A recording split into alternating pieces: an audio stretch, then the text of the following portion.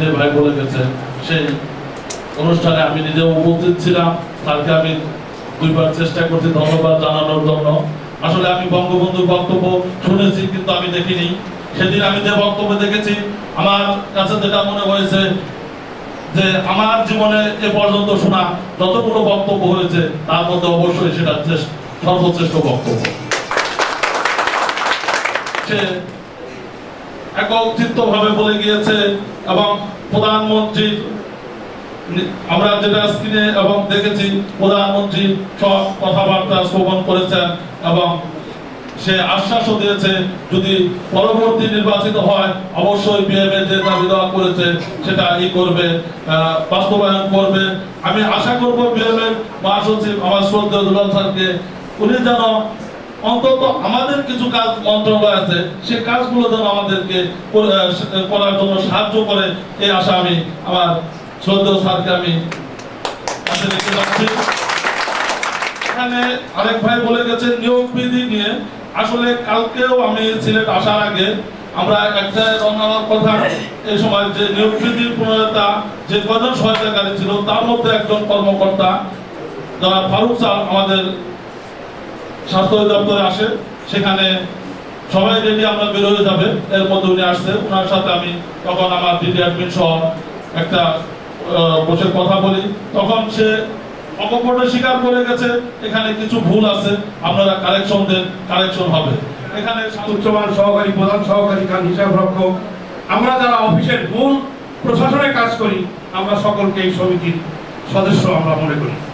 কাজেই আপনাদের সংগঠন ছিল না, ইতিপূর্বে 93 সালে গঠিত হয়ে আজকে হাঁটি হাঁটি করে 25 বছর উৎসবমূলক জয়ন্তী পালন করছেন আপনারা। কাজেই এটা আমাদের সৌভাগ্য এখানেই যে প্ল্যাটফর্ম যদি গঠিত না হইতো তাহলে আমরা আজকে দাঁড়িয়ে এখানে কথা বলতে পারতাম না।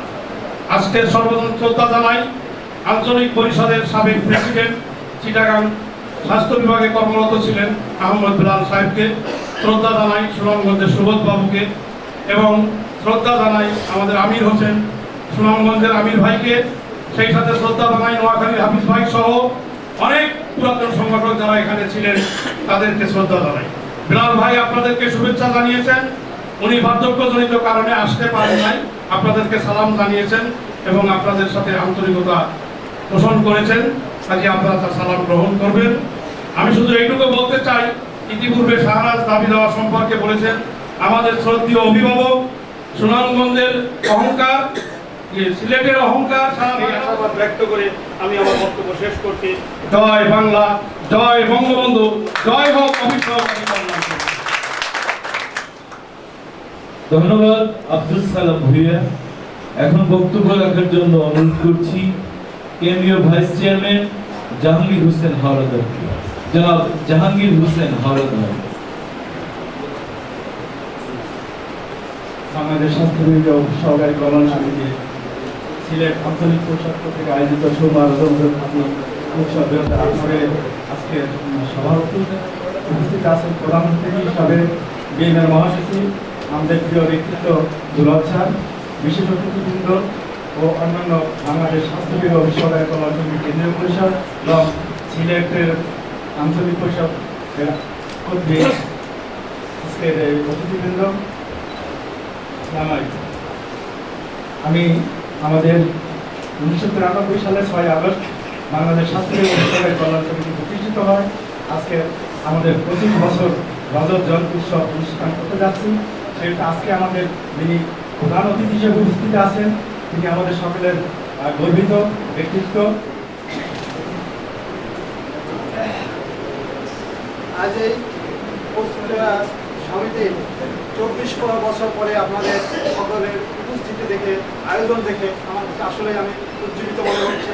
আমার কাছে খুব সুন্দর লাগছে যে আমাদের সমিতি আসলে দেখি বলে কেন করবো তার প্রমাণ এই সিলেটের আয়োজন দেখে। আজকে আমরা সিলেটের রজত জয়ন্তী উপলক্ষে সুরমা রজত জয়ন্তী উৎসবে আসার দেশে আসলে উজ্জীবিত ও গৌরবান্বিত মনে করছি।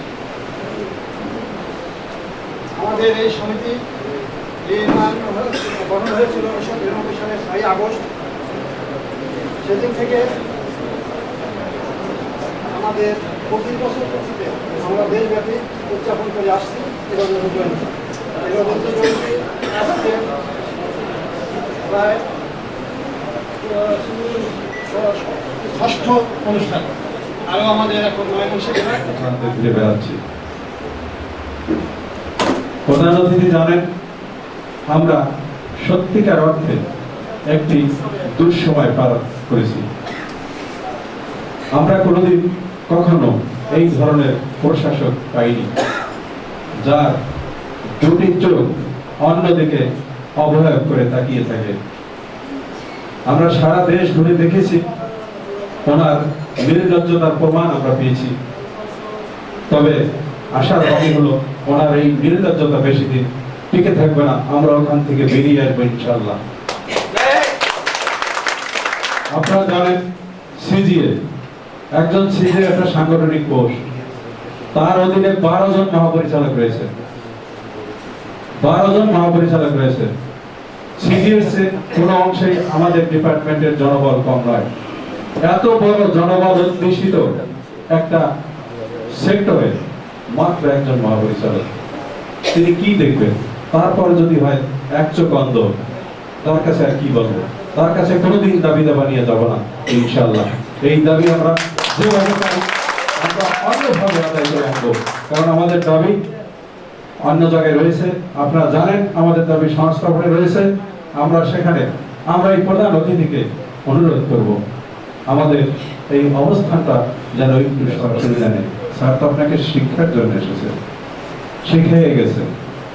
আমাদের স্যারকে কি বলে ধন্যবাদ জানাবো? একটা এই সাব সেন্টার থেকে এই পর্যায়ে স্যার গিয়েছিলেন, এবং কর্মীদলের আরেকটি মিটিং স্যার করেছিলেন যখন বিএমএ নির্বাচনের সময়। আমাদের উপস্থিতি, আমাদের সেই চিন্তাই করা যায় না যে স্যারকে কিরকম চিকিৎসক সমাজ স্যারকে কিরকম ভালোবাসে। তাই স্যারের সুস্বাস্থ্য কামনা করছি। আর আমাদের আবার আমি স্যারকে বলবো, আমাদের কোনো আর্থিক দাবি নেই, যা আছে শুধুমাত্র সম্মান। এই সম্মানটুকু যাতে পাই। আমাদেরকে বলা হয় যে আমরা বিএমএ একটি শাখা সংগঠন, আসলে জানি না কেন বলে, কি জন্য বলে। আমরা এই যা কিছুই বলুক না কেন, এই বদনাম নিয়ে বেঁচে থাকতে চাই। এই বদনাম আমাদের অলঙ্কার হোক, এই আশাই ব্যক্ত করি। আমাদের শেষ পর্যায়ে আমি একটি কথা বলতে চাই। সেদিন 7 তারিখ আমাদের আজকের সভার সম্মানিত প্রধান অতিথি গণতন্ত্রের মানুষ কন্যা জননেত্রী শেখ হাসিনার নিকট যে প্রতিশ্রুতি দিয়েছেন আপনারা সবাই শুনেছেন, যে উন্নয়নের ধারা অব্যাহত রাখতে হলে শেখ হাসিনা সরকার বারবার দরকার। আমি অনুরোধ করব আপনার পরিবার পরিজন নিকট আত্মীয় সবার নিকট, আপনার বলা, আমি রাজনীতি করি না, আমি কোনো পার্টি করি না, কিন্তু আমার স্বাস্থ্য সেবার যে উন্নয়ন হয়েছে, দেশের যে উন্নয়ন হয়েছে তা তুলে ধরবেন। আমি সরকারি কর্মচারী হিসাবে উন্নয়নের চিত্র তুলে ধরব, এবং আগামী নির্বাচনে যাতে বর্তমান প্রধানমন্ত্রীর নেতৃত্বে আবারও সরকার ক্ষমতায় আসতে পারে, সেই ব্যাপারে আপনারা সবাই সহযোগিতা করবেন। যদি আপনারা আবার এই সরকার আসতে সহযোগিতা করতে পারেন, করেন এবং